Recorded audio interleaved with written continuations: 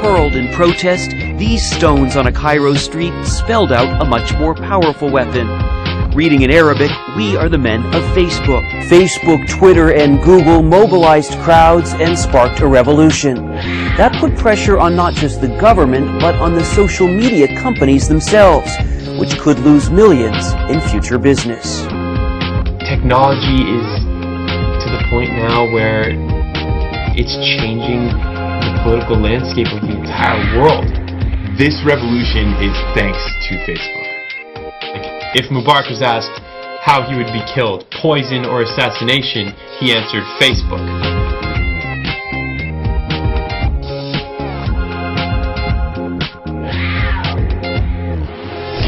The WikiLeaks revolution spreads. Street protests in Tunisia, partly started by the WikiLeaks revelations of corruption, toppled the government of that country. Now the fire has spread to Egypt and Yemen. Peaceful protests in Egypt took a violent turn when cops started beating protesters and reporters. Reuters reports 5 people have died so far. At least 8 journalists have been arrested. Tens of thousands of people have taken to the streets. And now Yemen also has caught the bug. Tens of thousands of protesters also spilled into the streets of Sana'a, their capital. Yeah, Zuckerberg probably should have been the man of the year. I know WikiLeaks isn't close to solely responsible for this, because these governments have been so corrupt for so long and their people know it. But Assange helped them to see the specific corruption in Tunisia, and now democratic protests, as we've told you, are spreading like wildfire, and you saw it for yourself. And by the way, you think this might have been the better way to start democracy in the region, rather than invading and occupying countries for years on end? Words of the protests have been spreading through Twitter, Facebook, so maybe Zuckerberg might not have been such a bad choice after all, and blogs. So we might have been better served if we had blogged Iraq rather than bombed them. Think about it.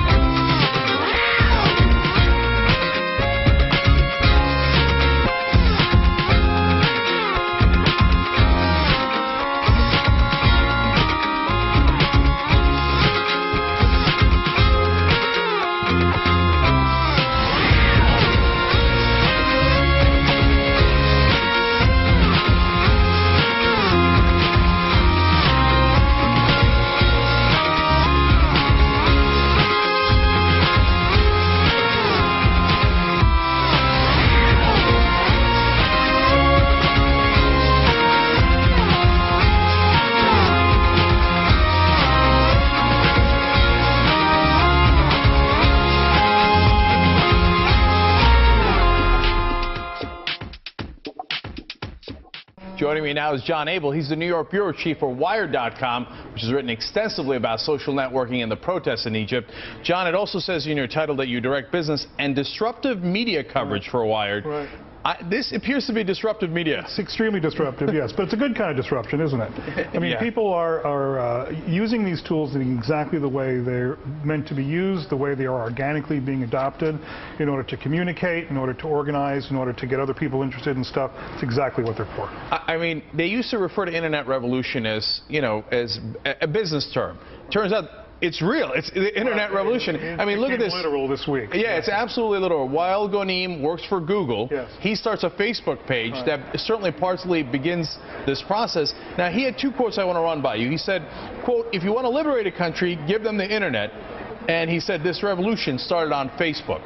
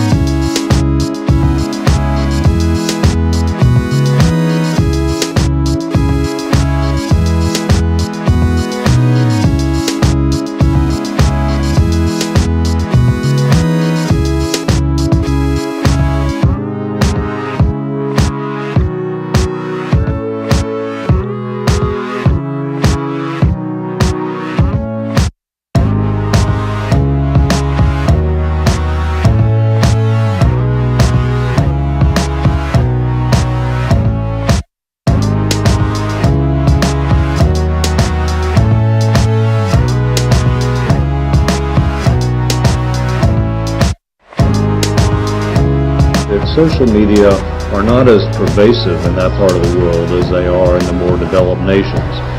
You look at Facebook, for example, which is used by only about 5% of the population.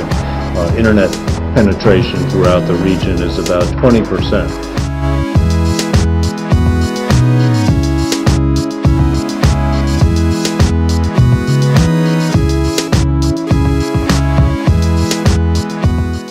That the internet has affected the worldview of this generation in a way, but these changes have deeper roots as well.